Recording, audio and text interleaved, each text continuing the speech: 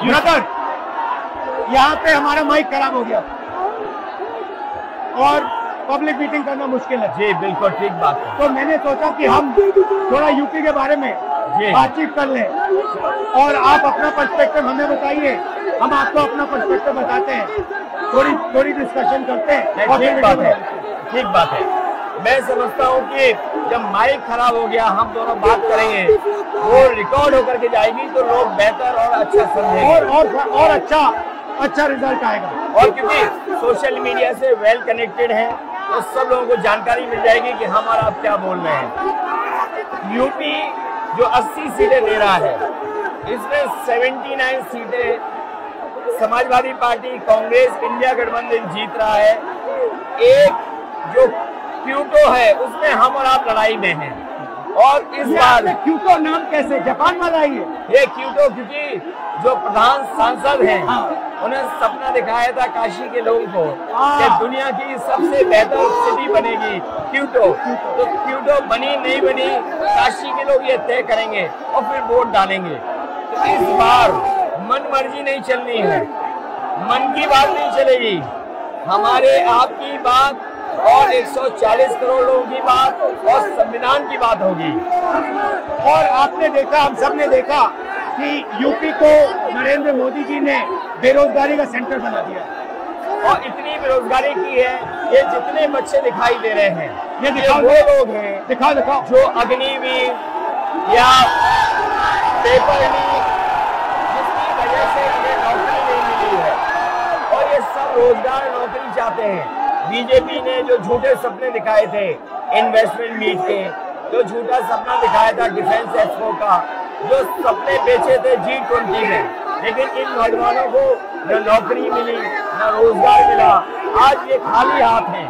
तो इसलिए हमें और आप मिलजुल के, जो आपने कहा, जो इंडिया गठबंधन कह रहा है कि 30 लाख बच्चों को नौकरी दी जाएगी, उस दिशा में हम लोग काम करेंगे। और पहली नौकरी पक्की स्कीम, जिसके माध्यम से हर ग्रेजुएट को नौकरी का अधिकार, बेहतरीन ट्रेनिंग और बैंक अकाउंट में 1 लाख रुपए साल के। आपने नोट किया कि मोदी जी खटाखट बोलने शुरू कर दिए। ये आपके खटाखट के बाद वो रटारट खटाखट कर रहे हैं।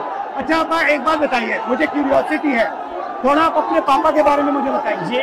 मुलायम सिंह यादव जी के बारे में बताइए। आपने उनसे क्या सीखा?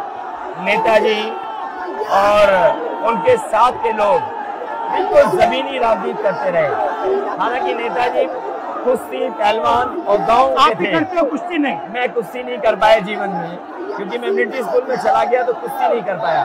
लेकिन नेताजी इसीलिए धरती पुत्र बोले गए कि वो जमीन की बात को समझते थे।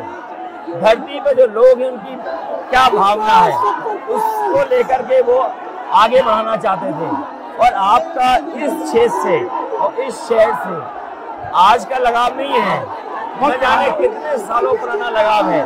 जो इमोशनल कनेक्ट आपका इस शहर और शहर से है, वो शायद और किसी राजनीतिक परिवार का नहीं होगा।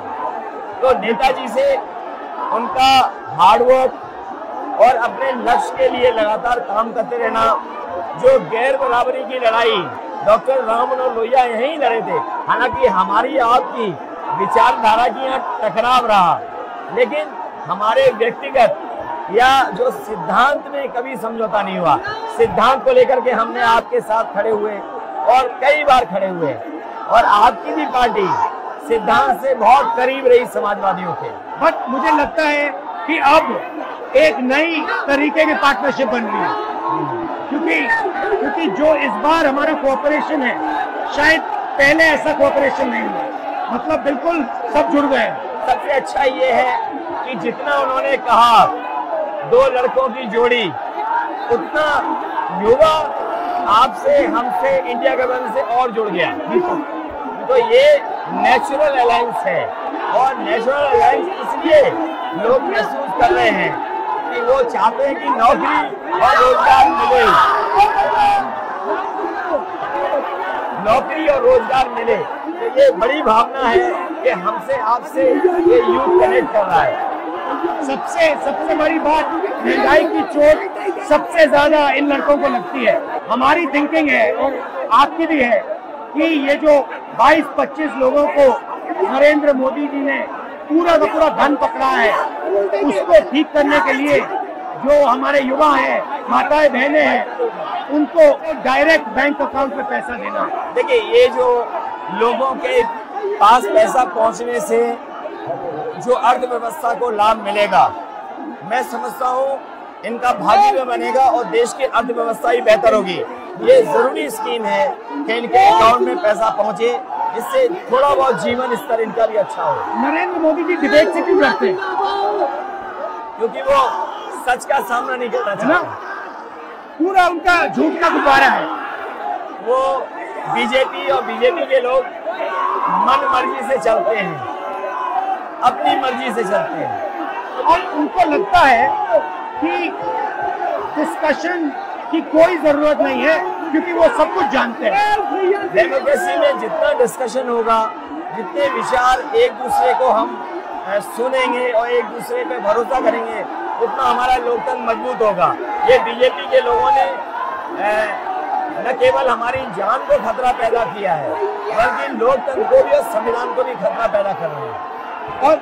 और इसका नतीजा दिख रहा है कि चाइना हमारी जमीन के अंदर आ गया, ये बेरोजगारी बढ़ती जा रही है, जो प्रोडक्शन होता है वो नहीं हो रहा है, और पूरा का पूरा एक्सटॉर्शन, ईडी, सीबीआई, ये लोग मतलब एक्सटॉर्ट कर रहे हैं। कई बार सुनने को मिल रहा है और सरकार स्वीकार नहीं कर रही है, लद्दाख की हमारी सीमाएं सुरक्षित हो गई, और अरुणाचल के आसपास या सीमा जो चीन से छू रही है वो बहुत असुरक्षित है। तो चीन से जहां हमारा सीमाओं का खतरा है, वहीं चीन से हमारे बाजार को भी खतरा है। तो कहीं ना कहीं हम लोगों को अपनी मैन्युफैक्चरिंग इकोनॉमी और मैन्युफैक्चरिंग इकोनॉमी को बढ़ावा देना पड़ेगा। और ये जो स्कीम्स है, पहली नौकरी पक्की और महालक्ष्मी, ये मैन्युफैक्चरिंग सिस्टम को, इकोनॉमिक सिस्टम को जंप स्टार्ट करने के तरीके हैं। ये बहुत अच्छा जंप स्टार्ट होगा। इसको अगर फोकस होकर के IIT, पॉलिटेक्निक, इंजीनियरिंग कॉलेजेस को, इन सबको इकोसिस्टम में ला करके, मैं समझता हूँ युवा नौजवानों को अच्छी नौकरी और रोजगार मिल पाएगा। और हमारा लक्ष्य है कि सब, हर जात को भागीदारी मिले, स्पेस मिले, हर इंस्टीट्यूशन में, बिजनेस में, एजुकेशन के सिस्टम में। तो वो हमारा, हम दोनों का लक्ष्य है। बिल्कुल। और क्योंकि जो बात सभी दल कहते थे, आज इंडिया गठबंधन कांग्रेस भी कह रही है कि सामाजिक न्याय जरूरी है, जाति गणना जरूरी है। देश के लिए ये बड़ी चीज है। जो दुनिया में अमेरिका है, यूरोप है, अपने उन लोगों के लिए जो पीछे छूट जाते हैं, उनके लिए कुछ काम करते हैं। तो हमारा जो देश जाति के आधार पर पिछड़ा है, तो इसको आगे बढ़ाने के लिए ये बड़ी भूमिका होगी इस बार। बहुत अच्छा लगा, अच्छी बहुत अच्छा रहा, बहुत अच्छी मीटिंग है। मुझे लगता है कि ये यूनिक मीटिंग है क्या?